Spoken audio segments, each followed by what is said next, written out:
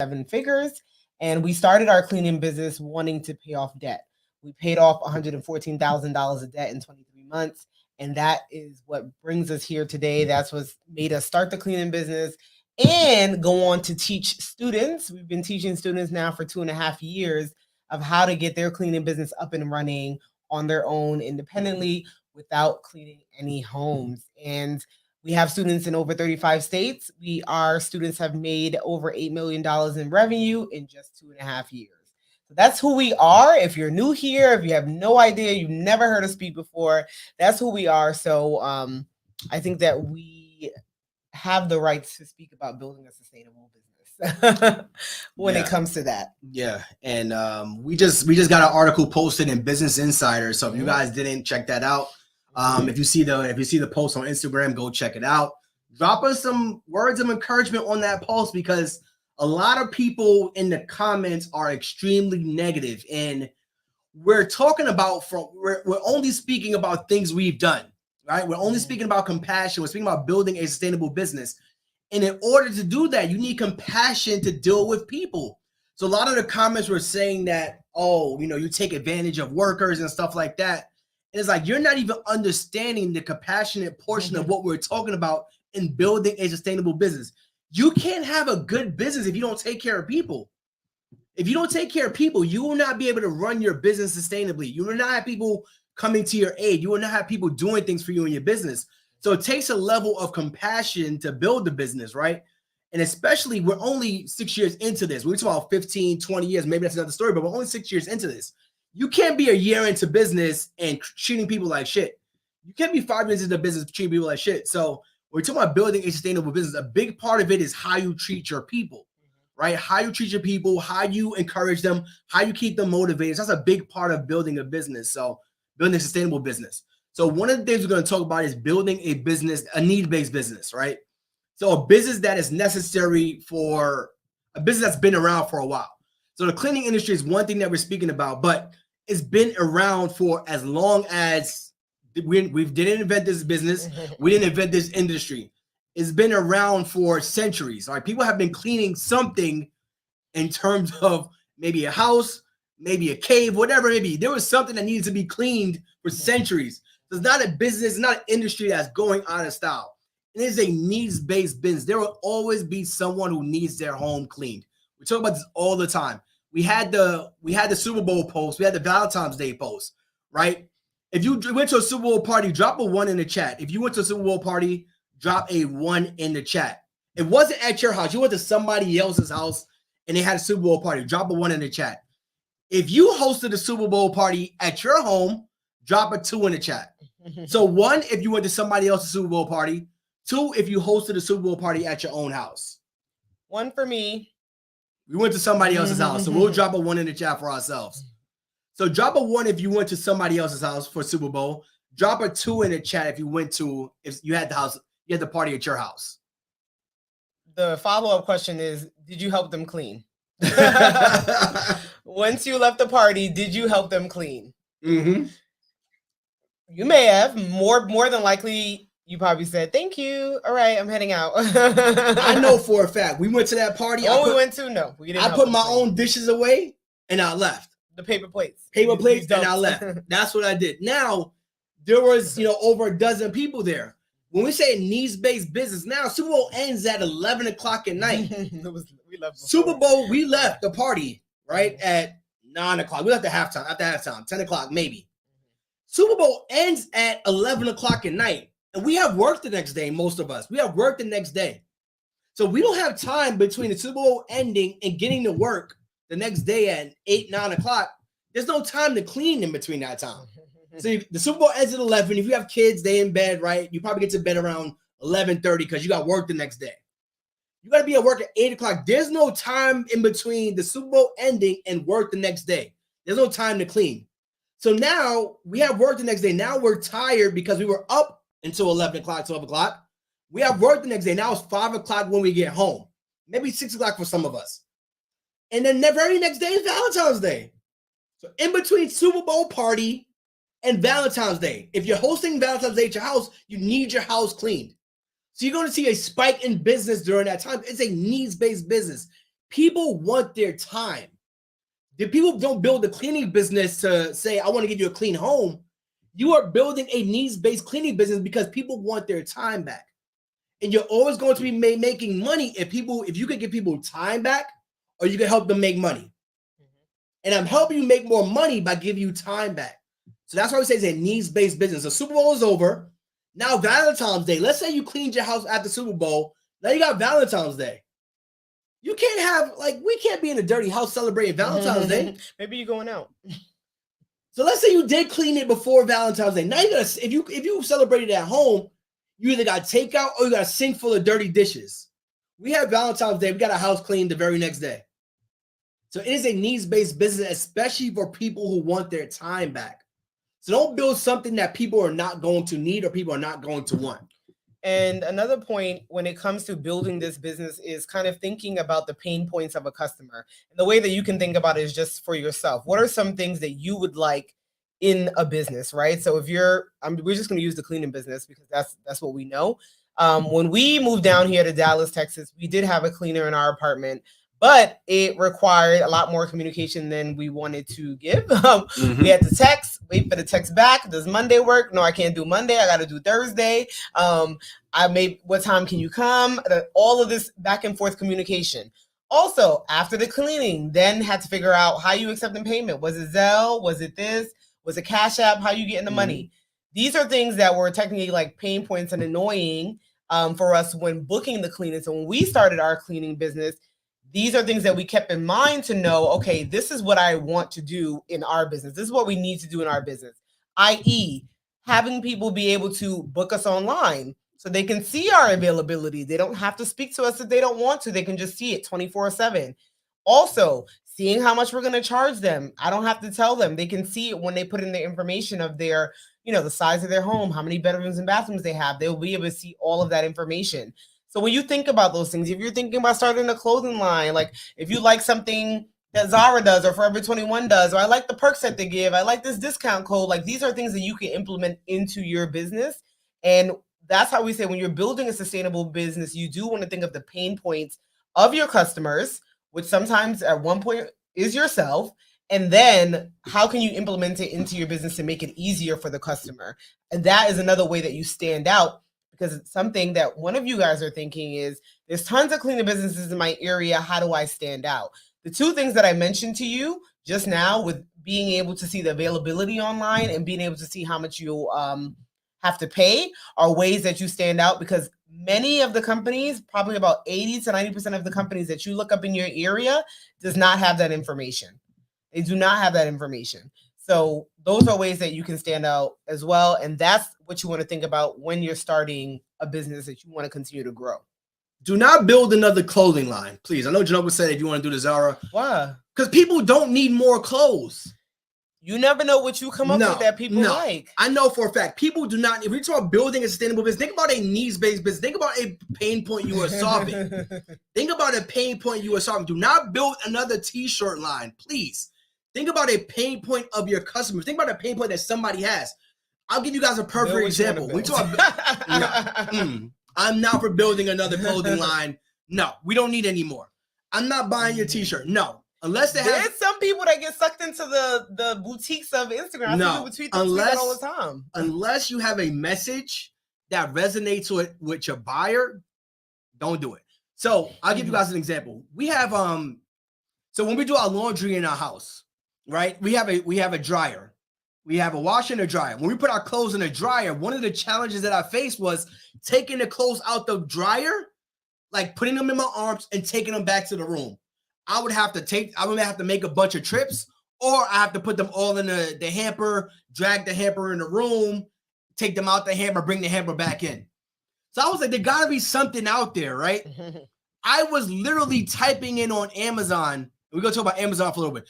I was literally typing in, I forgot what it was, but I typed in like clothes dryer transfer. So I don't know what it was, but I typed it in and it gave me a product that allowed me to scoop all the clothes up in a tight ball from the dryer, take them in my hand, one trip, and take them to the bedroom.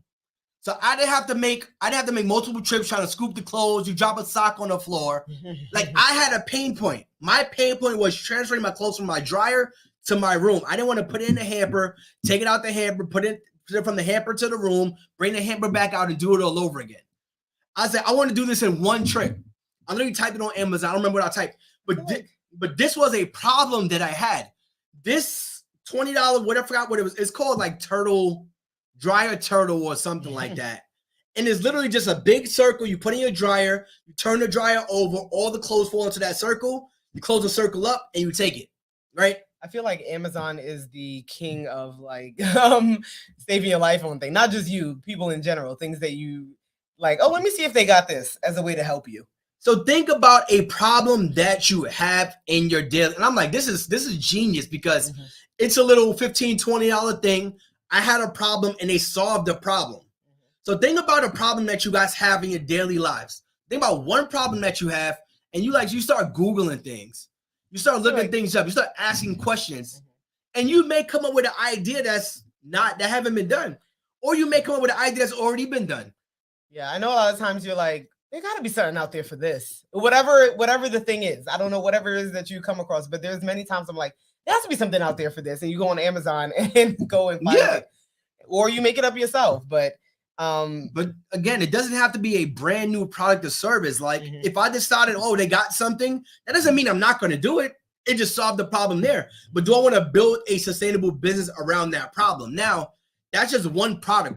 That would be too much labor. That would be too intensive for us to sell one product over a physical product. But if we were able to build a business around that product, maybe that would be a solution.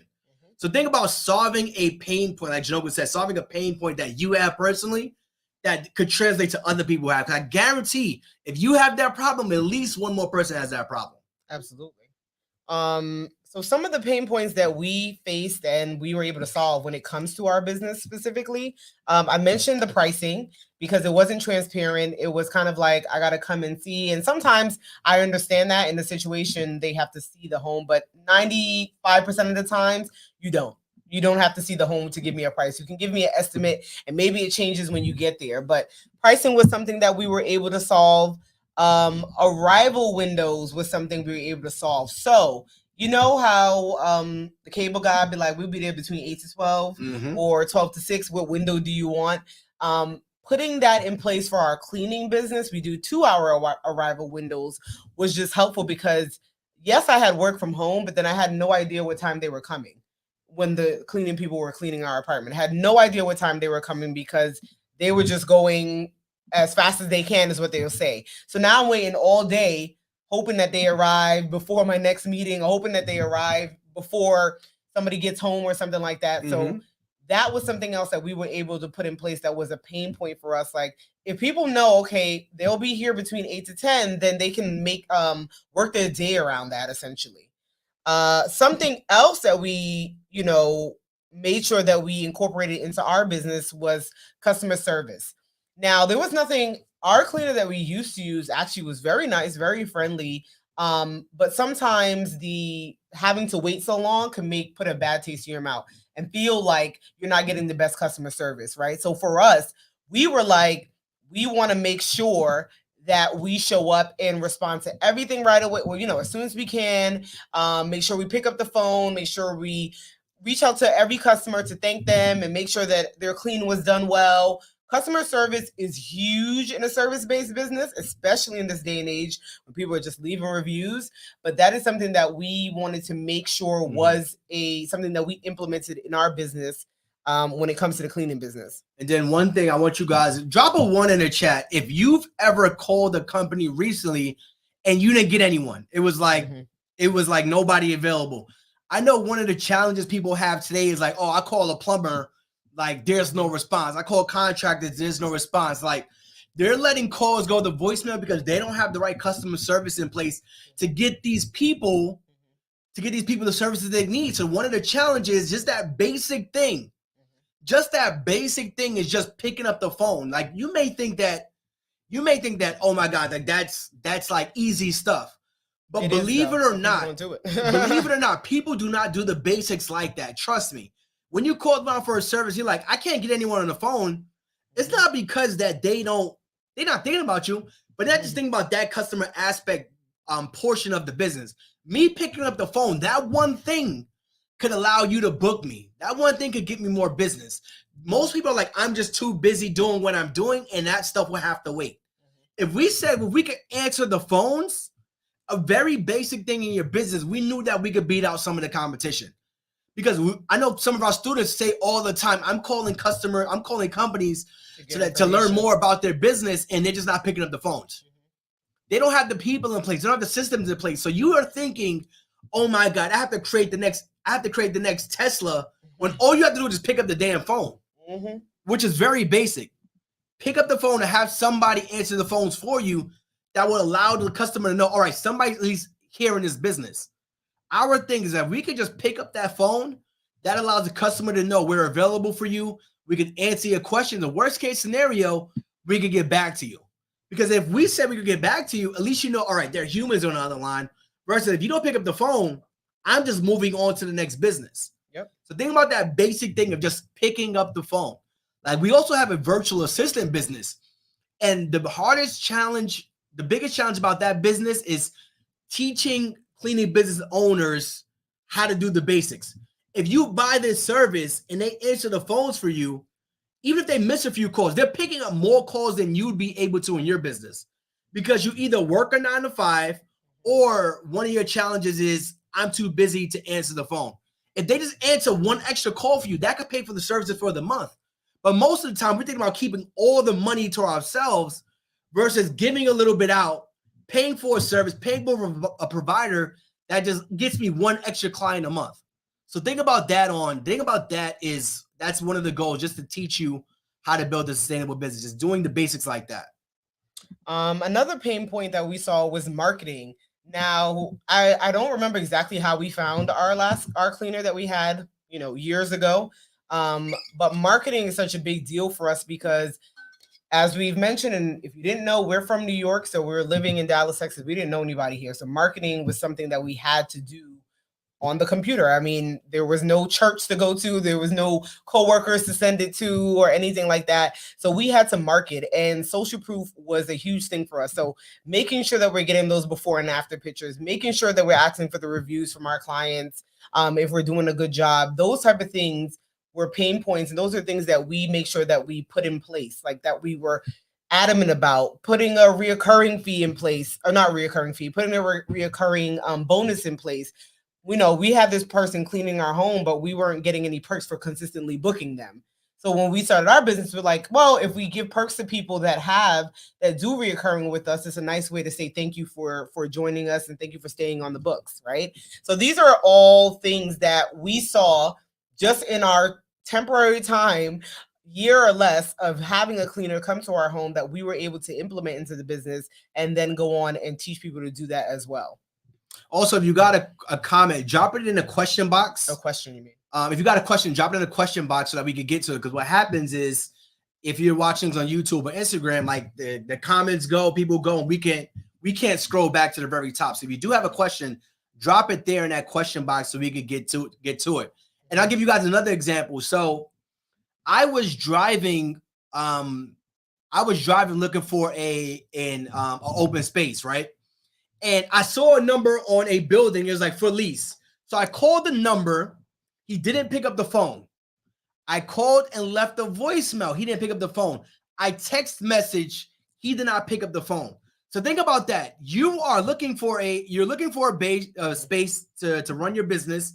You're calling a number that's, if you're advertising your business, you're calling these numbers looking for help, and no one's picking up the phone. I called, left a voicemail, and sent the text message.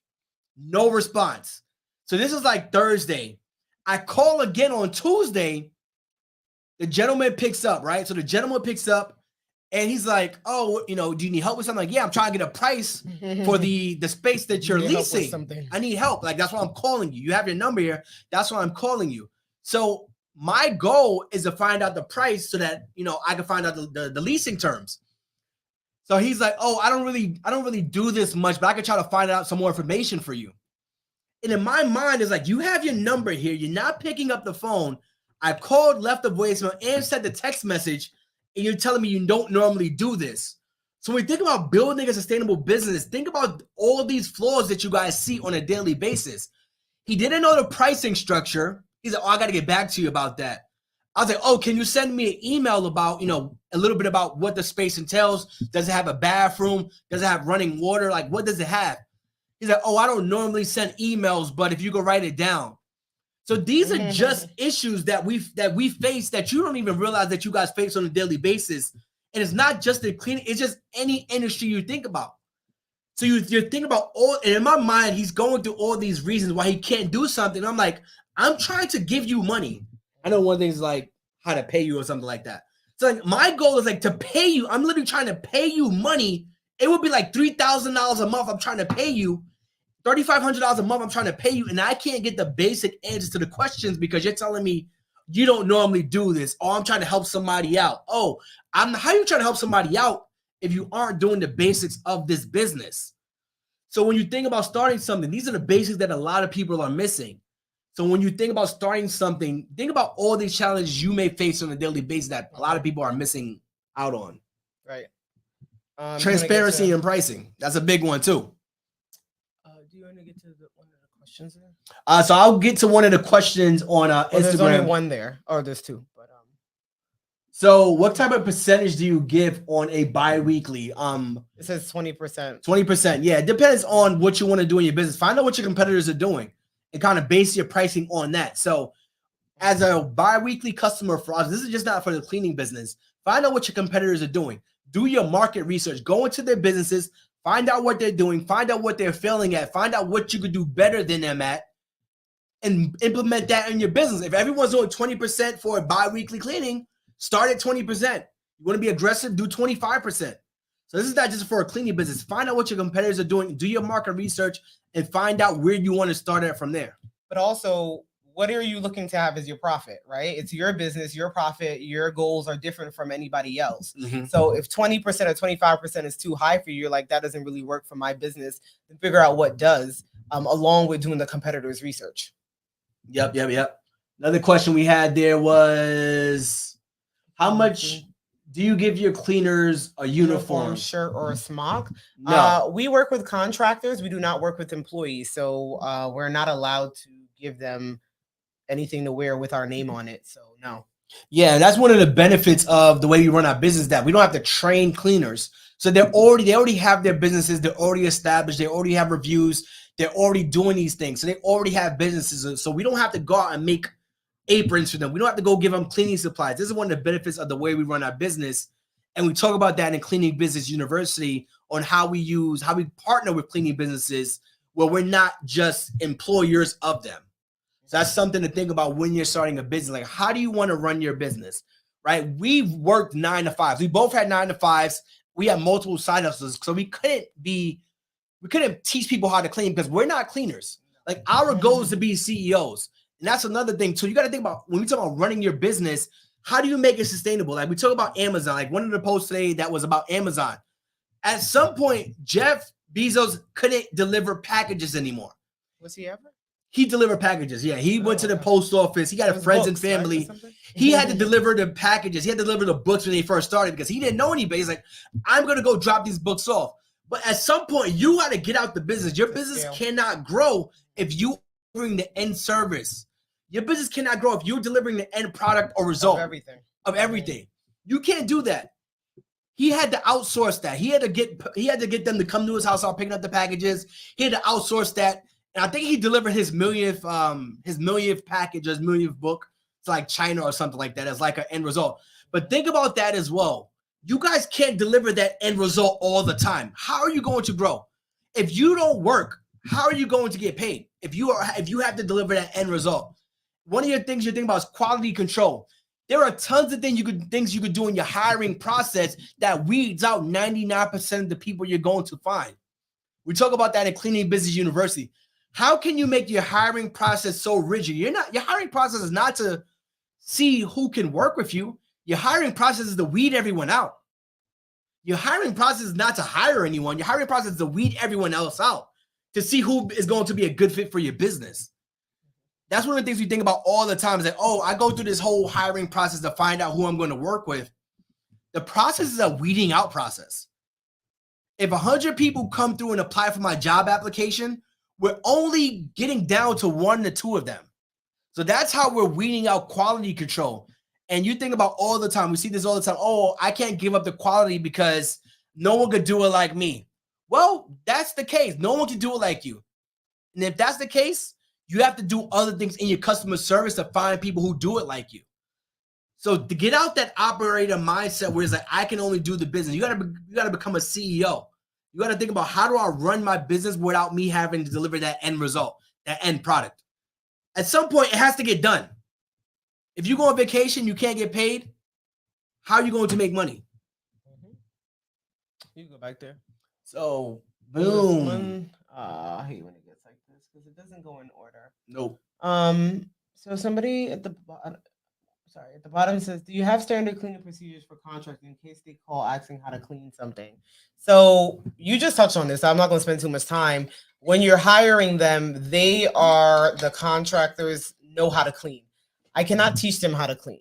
So no, there is no procedures of them asking me, oh, I don't know how to clean something. That doesn't happen because they need to know how to clean. If we're hiring you to work with you, you need to know how to clean. So that's not something that we face. So think about, again, 100 people who apply to our job. We are only working with 1 or 2 of them. That is 1, maybe 5% max. Out of 100 people, we are only working with 1 to 2 of them. And out of those 2 people, we probably choose 1. 1% of every 100 applicants we end up working with. 0 to 1%, because a lot of times we come up with nothing. And we know this number because our operations manager gives us these numbers every single month. So like 100 applicants this month. I interviewed 15 of them. Out of the 15, maybe 5 I wanted to work with. Out of the 5, maybe 1 showed up. So we're only talking about 1% of 100 people. So you're thinking about quality control. You're thinking about, oh, how do they clean? Like, this stuff is weeded out in your hiring process. All of this stuff, I guarantee you. Now, the 1 or 2% that make it through, they might be trash. But that's 1 to 2% of 100 people that actually make it through.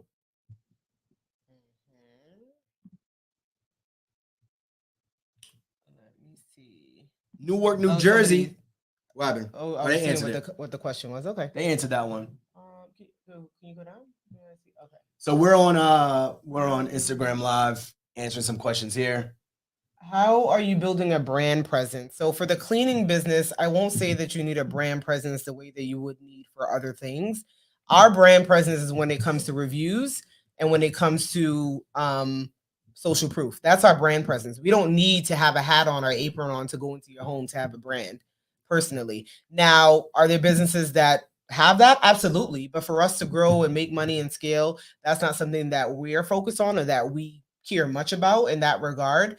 So our brand is our social proof and our reviews. That's our brand. That's enough for our customers. They don't ask our contractors, hey, why don't you have on a hat? Or why don't you have on an apron with the logo of the company? Or why isn't your car? That's never a conversation. So yeah. So think about it like this. You're building a brand presence by their entire experience.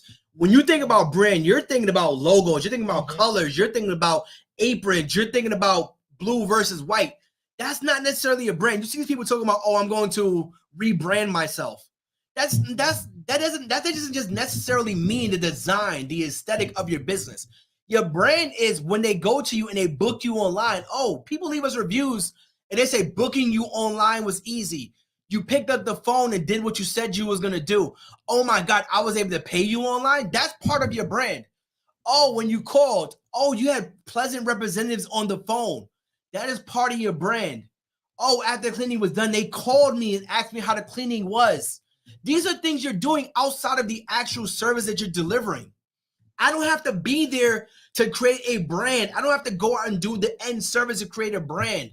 So when you think about a brand presence, you're just thinking about the aesthetics. You're thinking about the Instagrams. You're thinking about the logo. You're thinking about the cool pictures online. No, the brand is the entire experience. The cleaning is just everybody could clean. The entire experience is about 85% of it. The cleaning is just 15% of it. So you think about building a sustainable business. Think about the entire experience. Amazon, right? Let's think about Amazon's entire experience. The boxes, I don't care about the boxes. I don't go to Amazon because they give me pretty boxes. I don't go to Amazon because they got nice padding. I don't go to Amazon for any of that. I go to Amazon because I can book them online. I can pay them online. It shows them next day. I don't give a crap what the boxes look like. I don't give a crap who delivers the boxes. I don't give a crap about any of that stuff. So when you think about building a brand, think about building a business, a sustainable business. Don't just think about the pretty stuff. Don't just think about the aesthetics. Don't just think about the logo. Think about the full customer experience. When I can't call Amazon, that's a challenge. You can't call Amazon. Because their lines will be tied up with y'all calling them. So they don't even have the ability to call them. So when you think about a brand, you think about the ability to call people. They don't even have that part of it. And they are a brand. And they're a brand. They're a $1 trillion brand. They're not thinking about, oh, nobody could call them. They're like, all right, you have a customer service issue? Go to my chat. Put it in. Put it online. We'll get back to you as soon as we can. That part of the experience is absolutely crappy. But they're not respond pretty quickly, so there's that. But they're not thinking about it. They're like, you know what? If we do everything else right, this small part of it, nobody would care about. If you return your packages, you get credited immediately. So I don't need to call you. So don't think about the brand experience from just the colors, the logos, like the pretty fonts and stuff like that. Think about the full customer journey. That's the brand experience you're giving. So you think about building a business. Let's say even doing a t-shirt line. Like you're doing a clothing line. It's not just the clothes they're wearing. How does it make them feel? When I go online, am I able to pay them quickly? Are they giving refunds quickly? Like, that's the full experience. Can I chat them? How long does it take to get to me? How long does it take? Like, that's the full brand experience. When you talk about building a sustainable business, that's how you stand up from the competition. So don't just think about, oh, I can't do this because there's so many businesses in my area. No, a lot of them are failing at some of the basics that we're missing. So that's how you're able to build your brand out fully. So great questions. Great questions.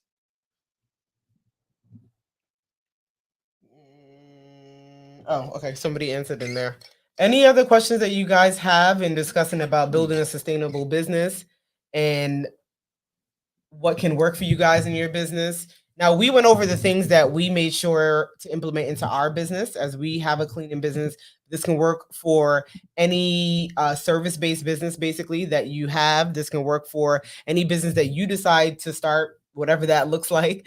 But so the main things that we want you to take away from it is, what are you seeing as holes in whatever market you're in?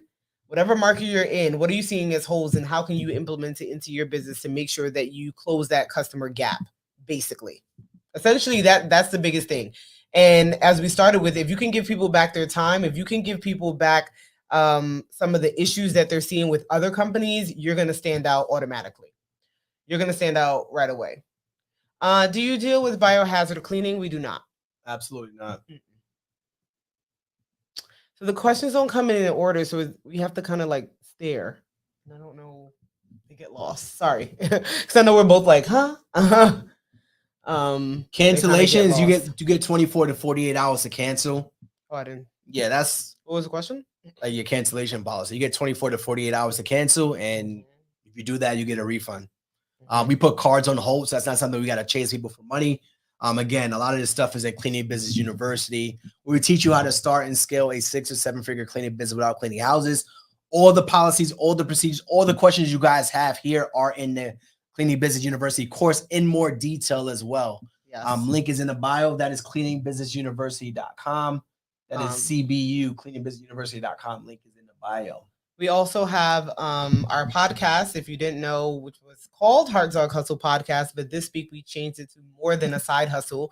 And it has, we have, I think, multiple episodes now on the cleaning business and students that do it as well. So I know a lot of the questions we have answered, and that's another place to get a lot of free information. Let us know if you drop a 1 if you've been catching the podcast. So drop a 1 if you've been catching let us know if you like the new name to More Than a Side Hustle Podcast. And the reason we changed that name was because we're going to start bringing on more guests. So it's hard to bring on guests when you talk about yourself or your podcast is kind of revolved around you.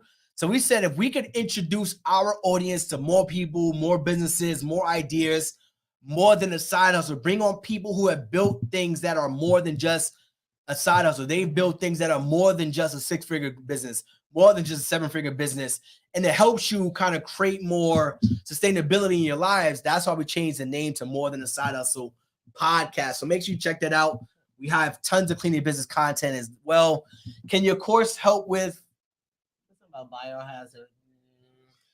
No, we don't talk about We don't talk about biohazard. We biohazard talk at about all. cleaning. We talk about building a sustainable cleaning business. We don't. At the end of the day, it doesn't matter what What's type your of business specific- you're building. Yeah, what's your specific? Because people ask us, oh, you know, do you teach me how to do our Airbnbs? Do you teach me this? We don't Gotta teach you come back. anything about cleaning. We don't teach you anything about cleaning. So gotta it's get we my teach you stuff. about becoming business owners. We're giving you the strategies. We're giving you the plays. We're giving you the mindset. We're giving you the tools to build a business. So the actual Airbnbs, biohazards, government contracting, commercial, like none of that stuff does not matter. If we're teaching you the foundational pieces of running your business, it could be implemented in any sort of commercial. People, oh, you don't teach commercial. No, we don't even teach you residential. We just teach you how to start a sustainable cleaning business. Teach you how to build a business so that you could grow it. So people take our course and they go do residential. They go do Airbnb. Commercial. They go do commercial. They go do government contract. They go do like tons of different things. So it's not like a specific cleaning type that we're teaching you. We do not teach you how to clean because we don't even clean our own house. We had our cleaners come today. They come to our house at least twice a month. We don't clean our own house. So we're not going to teach you something that we haven't done. We've been in business almost 6 years. We've done over $1 million of revenue. Our students have done over $8 million of revenue. So we're not teaching you a specific cleaning method or technique. And someone asked, do we have an LLC for the cleaning business? Absolutely. That's part of the very beginning of the course. We tell you to get an LLC or to get a business entity to have your business up and running. So absolutely. A cleaning business university. Make sure you guys tap into that because the price will be going back up again soon. So make sure you tap into that cleaning business university. Do not come and say, oh, the course is a different price. Whatever the price is right now is the price right now. Whatever it is tomorrow is what it is tomorrow. And our students know our price goes up. The more testimonials we get, the more emails I get. Oh, your students have done 10 million. The price is going to go up more. When we get more testimonials, the price is going to go up again. The more lives we help, the more people we impact, the higher the price goes.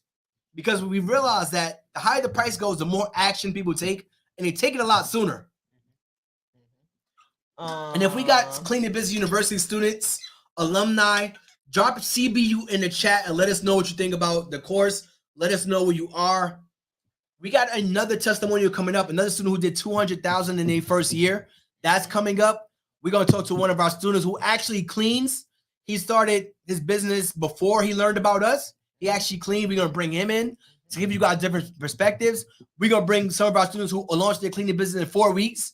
We're giving you guys different perspectives. 200,000 1 year, 500,000 in 2 years, launched in 4 weeks, already cleaned and learned from the business. Like, we give you guys different perspectives to try to help you guys remove all the stigmas, help you guys remove all those mindset issues that you have. Oh, Ken is working my state. We give you different states. We're giving you different singles. We're giving you lawyers. We're giving you doctors. We're giving you people who we're giving you different people doing different things, different walks of life. Single moms, we're giving you married couples, we're removing all the excuses. Right now, the course is $997. That's the current price. $997. Yes. We are on our way to have our business up and running. We're giving you married couples. It's a family thing. We give you different perspectives, different people, different walks of life. We're giving you singles, married. We're giving you 9 to 5s. We're giving you full-time entrepreneurs. We're giving you part-time entrepreneurs. Like, this is what we're about. We're about introducing you to more information so that you could hopefully take something that you implement in your own lives and it takes you to that next level.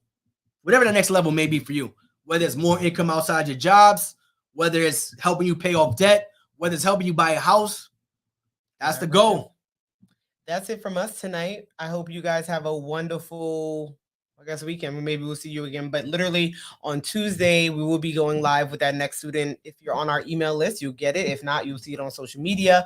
That we will be going live Tuesday evening, 7:30 Central, to speak to someone that did 200K in 1 year. So make sure that you are staying tuned, keeping alerts on our account so that you don't miss anything that we are sharing and talking about. Also, we give you investor Ken. We give you our CPA, our accountant in the course. That's actually who we use, and she could tell you what's the best way to structure your business based on your tax bracket. So I can't say start an LLC and you may need an S corp for your entire business. Like, that's not our specialty. So our goal is to give you the resources that you need to get you where you need to be. And we may not be the best experts to tell you how you structure your your businesses. We say we started LLC when we started our business. It was our first business. And fortunately enough for us, it worked out pretty decent. But we don't want to tell you something wrong. So we don't know your tax structure. We don't know how much you make. We don't know if you're a full-time investor. We don't know if you're a full-time entrepreneur. So your structure is going to be based on your lifestyle. So if you're watching this on YouTube, drop us a like too if y'all been here for a while. Or subscribe. And make sure you guys subscribe to our YouTube. But thank you so much for tuning in tonight. Have a wonderful, wonderful weekend, and we'll see you on social media. All right, guys. Peace. Make sure you tap into the More Than a Side Hustle podcast too. Yes. All right, Check guys. for reviews, actually.